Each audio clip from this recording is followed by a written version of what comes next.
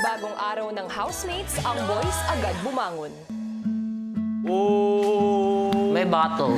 Oh, what's that? Do not touch. I think it's a weekly task, yeah. Probably yung mga violations namin, kuya. 5513. Oh. I think violations is...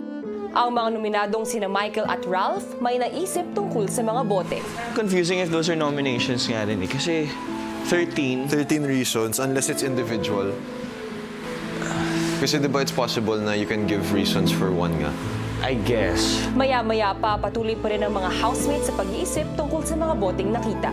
Feeling mo ano yan? Tayo magbibigay? Pero hindi mo kasi basa yung loob eh. Paano yun? Hanggang sa tinipo ni Kuya ang housemates para sa isang anunsyo. Kahapon ay 3 numero ang tumambad sa inyo. 13, 5, 5. Nais kong ipaalam sa inyo na ang mga numerong yan ay ang mga kabuuang puntos na natanggap ng 3 nominadong duos. 5 points para kina Michael at Emilio. 5 points para kina Ralph at Dustin.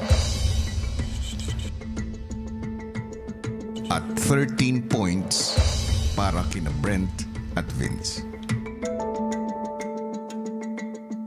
Nais ko ring ipaalam sa mga nominado na ang nilalaman na mga boteng nasa inyong harapan ay ang mga rason ng mga housemates sa kanilang pagbibigay ng puntos sa inyo. 5 bote ng mga rason para sa inyo, Michael at Emilio, na kulay purple. 5 bote ng mga rason para sa inyo, Ralph at Dustin, na kulay orange. At 13 bote ng mga rason para sa inyo, Brent at Vince, na kulay green. Ngayon, kung dumating ang sandaling nais ninyong makita at malaman ang mga rason para sa inyong pagiging nominado, kunin ang inyong mga bote at pumunta sa confession room.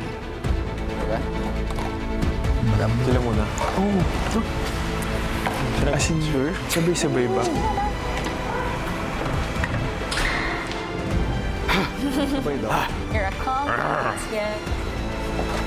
Kung pumasok na sa confession room sina Michael at Emilio, Brent at Vince, sina Ralph at Dustin, pinag-isipan mo na ang magiging desisyon. Sa tingin mo, sa'yo, sa sarili mo, makakatulog ka without knowing kung ano man nakasulat sa bote mo. Yeah. It's not gonna affect you. It's not gonna have you overthink na what was it. Wala na eh. Moved on na ako eh. Kumbaga, tanggap ko na eh. Pero again, yung kabilang side, gusto ko rin malaman. Baka may ibang... May ibang reason pa. Oo. Na, syempre, makakatulong rin sa atin yun. Matapos makapagdesisyon, pumunta na rin sina Ralph at Dustin sa confession room. Habang ang mga naiwang housemates, I was about to say. Parang, Kasi parang, ito pala kayo. parang, hindi naman lahat bumoto. Sino do? Sino? Sila, Mike, nag-gets ko naman, di ko ba? Pero medyo naaanuhan lang ako sa action. Let's do this. Parang, The way they react na parang like may threat ng parang... medyo strong kasi talaga personality. Strong sila eh. So, Pero, sila, may binoto din sila. Di ba? Get? I just know there's gonna be like a debate. sa confession room, ang mga nominado, Pumasok kayo dito sa confession room. Dala ang inyong mga bote.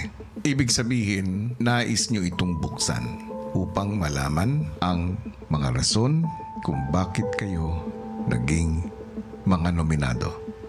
Bakit nyo gustong malaman ang mga rason? Kuya ako, para po ma-improve ko po yung sarili ko dito sa bahay niyo. ako naman po kuya, bilang this is my 3rd nomination, I think it just gives me peace of mind knowing the reasons. But of course, also know rin if saan ba nanggagaling yung mga puntos na binibigay nila sa akin. Kuya, ako personally, nung una po, ayoko po talaga malaman since for me, yung nominations is sacred po talaga. But then, dahil po sa dami po ng bote nandito, parang na-curious lang po ako. Siyempre ako, kuya, Gusto ko din talaga improve yung sarili ko para mas maging mabuting housemate dito. Ako po kuya, gusto kong buksan yung mga bote pong ito para din po malaman yung perspective ng mga ibang housemates tungkol sa nangyaring sitwasyon po. And kung dun po talaga sila nagbabase. Nung umpisa, ayoko rin siyang buksan. But then, kasi yun, natanggap ko naman na nominated ako. But then again, yun, sabi nga nila po na hindi rin masama na malaman specifically kung ano yung problema sa amin para rin makapag-adjust kami. Tinatanggap ko ang inyong desisyon. Mabubuksan niyo lamang ang inyong mga bote sa aking hudyat. It's gonna be awkward, bro. Pero kasi pag ikaw din, pag mali din yung in-accuse mo, sa'yo din babalik eh. That's hard. Ang same lang siya doon sa mga reasons na sinasabi. Pero ngayon, like, directly talaga na sa inyo. Sa inyo na lang kung sino yung nagsabi. Sa dalawa. Oo. Depende sa inyo. What if walang pangalan? Walang pangalan Tapos niya. iisipin niya na siya yun. Oh my gosh. Patibayan na lang talaga bakla. Sigura.